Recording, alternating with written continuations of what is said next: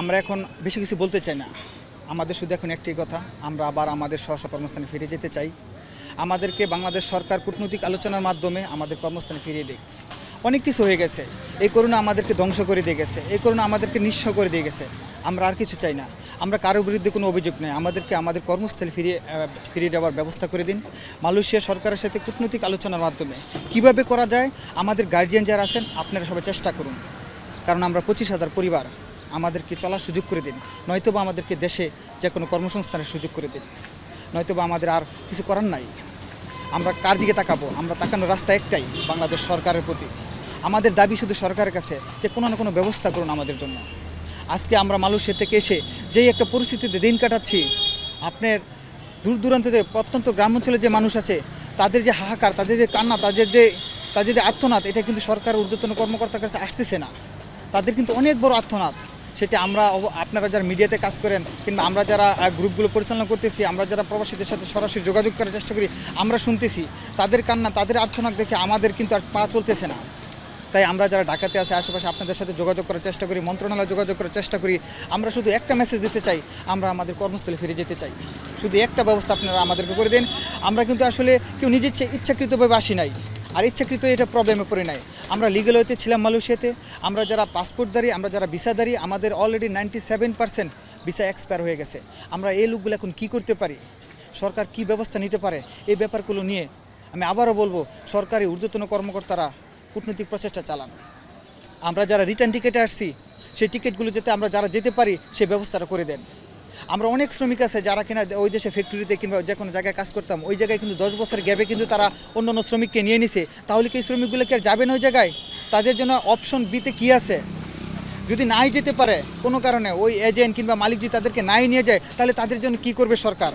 সেই জিনিসটা আপনাদের মাধ্যমে আমরা সরকারের কাছে প্রশ্ন রাখতে চাই। আসলে ওই শ্রমিকগুলো কী করবে? তারা তো এখন অসহায়, কারণ তারা লক্ষ লক্ষ টাকা খরচ করে মালয়েশিয়া গেছে। আপনারা জানেন আমাদের বাংলাদেশ থেকে শ্রমিক গেলে মিনিমাম 4 থেকে 3 লক্ষ টাকা লাগে, কারণ আমরা বেসরকারি এজেন্সির মাধ্যমে যাই। সরকারিভাবে হয়তো বা কম, সেটা 1 লক্ষ কিংবা 1 লক্ষ টাকার কম। কিন্তু বেসরকারি কয়জন সরকারিভাবে যেতে পারে? সবার কিন্তু সেই সৌভাগ্য নাই। বেসরকারিভাবে যেতে হয়, সেইভাবে গেলে আমরা দেখা যাচ্ছে একটা শ্রমিক গেলে 4 লক্ষ 3 লক্ষ টাকা দিয়ে যেতে হয়। পার্শ্ববর্তী দেশ শ্রীলঙ্কা, ইন্ডিয়া, নেপাল, তারা কিন্তু মাত্র 50,000 40,000 টাকা দিয়ে মালয়েশিয়া যেতে পারে। সেক্ষেত্রে আমরা কিন্তু অনেক পিছিয়ে আছি। তো একটা শ্রমিক কিন্তু 3 বছর কয় টাকা কামাই করে?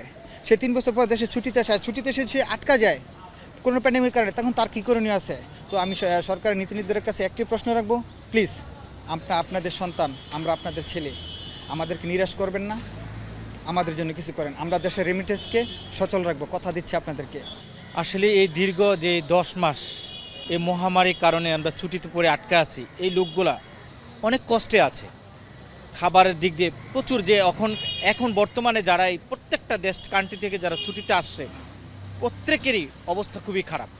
খাবারের সমস্যা, ফ্যামিলির সমস্যা, আর্থিক সমস্যা, সব জায়গায় আমরা এখানেও আমাদের কেউ দেখতেছে না, এই দেখভালটা কেউ দেখে না, রাষ্ট্রের কেউ আমাদেরকে এইভাবে দেখতেছে না। আমরা খুব অসহায়ের ভিতরে আছি। আমাদের যদি কেউ দেখে, আমরা হয়তো সচ্ছল হতে পারবো, আমরা আমাদের কর্মস্থানে ফিরে যেতে পারলে আমরা সোনার বাংলাদেশ আবারও গড়তে পারবো। আর খুব কষ্ট লাগে, হতাশ লাগে যে আমরা আসলে এই মহামারীর কারণেই আমরা শুধু যেতে পারতেছি না। তা আমরা যদি রাষ্ট্রে আমাদেরকে যদি কূটনীতিক প্রচেষ্টা করে আরও জোরালোভাবে আদায় করতে পারে, তাহলে আমরা প্রত্যেকটা প্রবাসী আমরা আবার কর্মস্থানে ফিরে যেতে পারবো, স্বাভাবিক জীবনে আমরা ফিরে আসতে পারবো। আমরা খুব কষ্টে আছি আসলে, এই দেখার মতো এই ভাষা কোথাও আমরা বলতে পারি না। রাষ্ট্রের এই প্রান্তে সেই প্রান্তেই বলতেছি যে আমাদের এই কষ্টের দুরাশার কথাগুলো। তা আমি জানি রাষ্ট্রের যদি আমাদেরকে এই কথাগুলো আমলে নেয়, তাহলে অবশ্যই আমরা আমাদের কর্মস্থানে ফিরে যেতে পারবো, স্বাভাবিক জীবনে এসে পরিবারকে নিয়ে হাসি ফোটাতে পারবো।